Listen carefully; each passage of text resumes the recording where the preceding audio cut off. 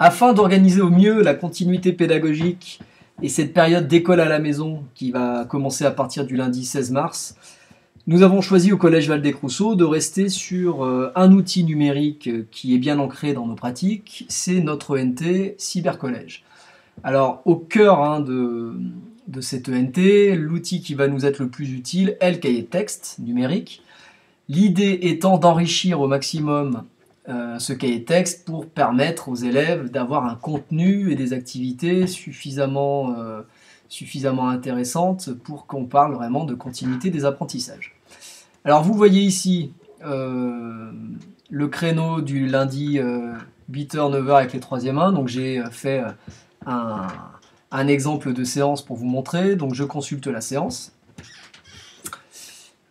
Hop, je vais aller tout de suite sur le contenu de séance parce que c'est ce qui nous intéresse. Alors vous voyez que j'ai rentré un titre, que j'ai indiqué aux élèves que tous les éléments en vert seraient à noter sur leur cahier pour qu'ils puissent aussi avoir une trace écrite et un cours pour préparer tranquillement aussi les échéances de fin d'année, donc de brevet. Et puis une partie exercice qui est connectée avec une autre ressource dont j'ai réalisé un tutoriel. Cette ressource est Je révise. Donc là, je leur demande de basculer vers cette plateforme pour aller faire l'activité Qu'est-ce que l'ONU ? Et vous voyez que je leur demande, une fois que l'activité est réalisée, de noter cette définition sur leur cahier, définition d'ONU, qui vont venir compléter le temps 3 avec une vidéo que j'ai intégrée très facilement. Je rappelle qu'il suffit d'aller sur, par exemple, YouTube, de coller l'adresse URL. Voilà, je fais copier et coller. Et une fois que je suis dans mon éditeur... Là, je suis dans visualisation, mais quand je suis dans l'éditeur du cahier de texte, il suffit juste de coller et ça va automatiquement s'intégrer à mon contenu de cours. Alors, ce qui va aussi m'intéresser dans ce cahier de texte et dans l'enrichissement du cahier de texte, c'est la possibilité de faire des petits quiz. Donc, on va trouver la fonctionnalité formulaire. Donc là, vous voyez que j'ai proposé aux élèves de préparer le cours de demain, donc du mardi 17 mars, en répondant à une question, qui est « La guerre froide, c'est quoi ?» Donc c'est juste pour voir un petit peu quelles sont leurs représentations. Et donc pour faire ce genre de petites questions, il vous faut aller dans un onglet qui se trouve à gauche. Donc c'est dans la partie « Services personnels ». Vous avez la possibilité d'ouvrir formulaire, donc vous cliquez dessus. Alors je vous remontre un peu en quoi ça consiste. Là, dans mon exemple, la guerre froide, c'est quoi? Je ne me suis pas tellement cassé la tête. Les élèves vont avoir sur leur cahier de texte une question. De 1945 à 1989, les États-Unis et l'URSS vont connaître une situation de guerre froide. Qu'est-ce que la guerre froide signifie d'après toi? Ou qu'est-ce que guerre froide, signifie d'après toi?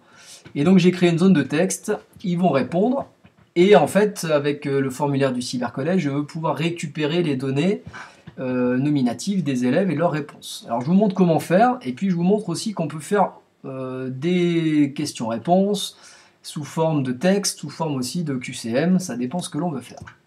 Alors, quand vous êtes dans la partie service personnel formulaire, vous allez dans nouveau formulaire qui est tout en haut. Et vous allez donner un titre à votre formulaire. Donc ça, j'ai fait beaucoup de tests aujourd'hui, je remets test 1.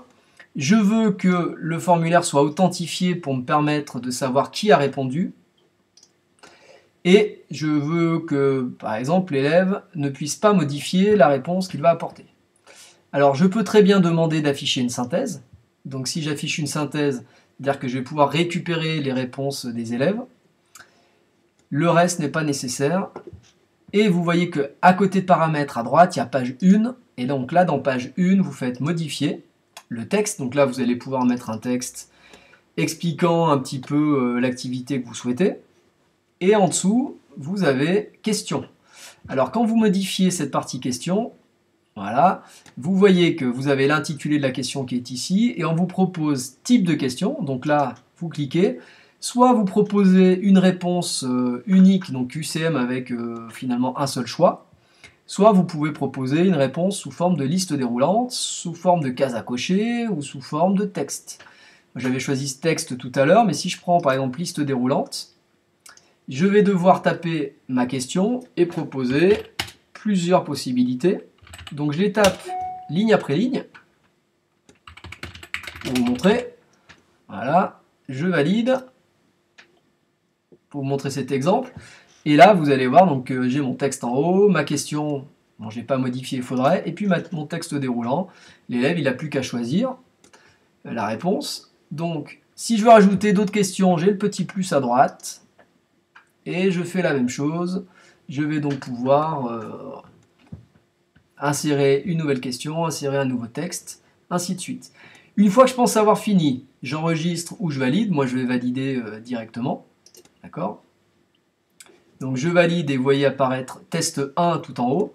Et si je veux après aller mettre ce formulaire, ce quiz dans mon cahier de texte, donc je retourne dans mon cahier de texte. J'imagine que je veux faire ce travail pour mes élèves de 6e. Donc là, je vais dans mon cahier de texte et je vais retrouver un onglet qui est ici. Vous voyez, formulaire, je clique dessus. Et par défaut, on me propose tout de suite le dernier formulaire que j'ai fait, donc test 1, c'est bien lui. Je fais OK et il apparaît, ce qui veut dire que l'élève n'aura plus qu'à cliquer. Alors il faut bien attendre le début de l'heure de cours pour que le formulaire soit disponible et que l'élève puisse travailler.